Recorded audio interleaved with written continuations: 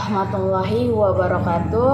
Perkenalkan, nama saya Tiofani Borutapea dari NIM 21220175 dari kelas SI 2A dengan mata kuliah Organisasi dan Arsitektur Komputer dengan dosen pembimbing Pak Maulana Dwi Sena Eskom Mkom.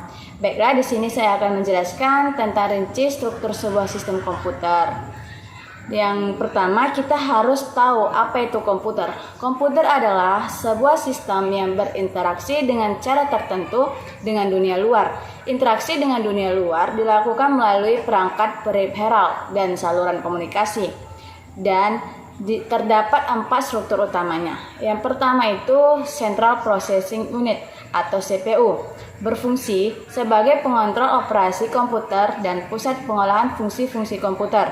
Kesepakatan CPU cukup disebut sebagai prosesor saja. Dan yang kedua ada memori utama, berfungsi sebagai penyimpan data. Dan yang ketiga input atau output, yang berfungsi memindahkan data ke lingkungan luar atau perangkat lainnya.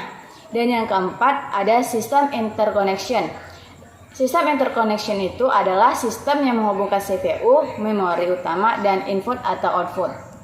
Dan yang kedua, saya akan menjelaskan tentang elemen-elemen beserta fungsi-fungsinya yang menyusun sebuah sistem komputer. Elemen-elemennya ada ada hardware atau biasa disebut dengan perangkat keras yang dapat diartikan semua jenis komponen yang ada pada komputer yang mana bagian fisiknya dapat terlihat secara kasat mata atau dapat dirasakan secara langsung.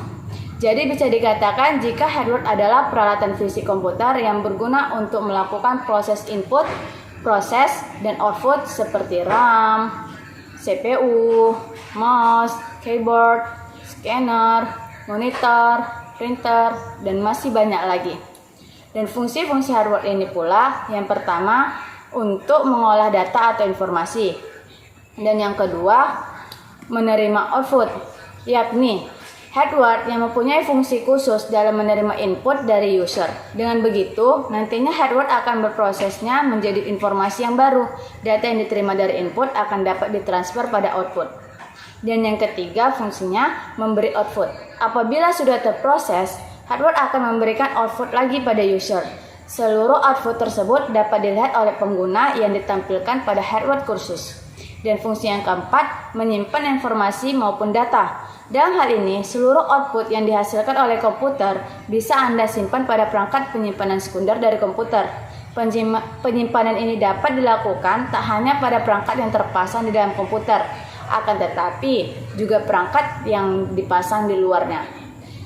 Dan yang kedua, ada software. Software atau biasa disebut dengan perangkat lunak adalah data yang diprogram, disimpan, dan diformat secara digital dengan fungsi tertentu.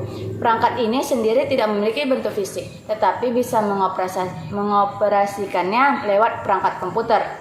Software pula memiliki fungsi-fungsi sebagai berikut. Yang pertama, sebagai dasar kebutuhan komputer agar dapat dioperasikan dengan baik. Yang kedua, untuk mengukur hardware atau perangkat keras yang ada pada komputer.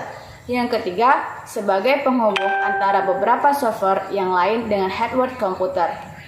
Dan yang keempat, sebagai penerjemah perintah pada software lain yang ada dalam bahasa mesin. Dan yang kelima, dapat digunakan dalam mengidentifikasi sebuah program di dalam komputer.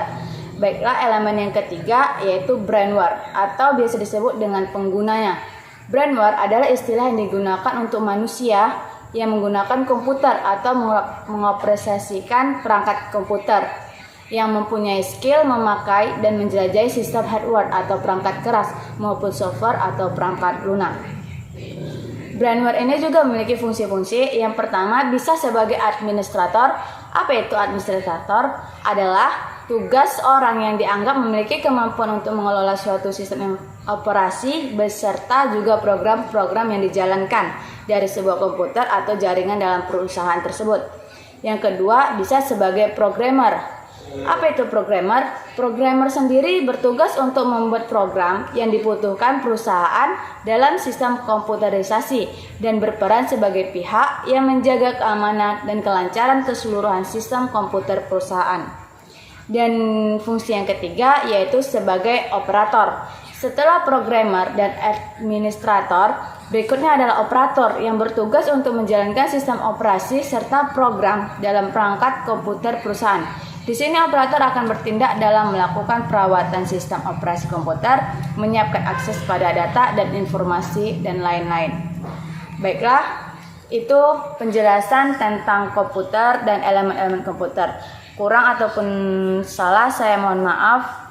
Maka dari sini saya akan mengakhirinya. Wassalamualaikum warahmatullahi wabarakatuh. See you next time.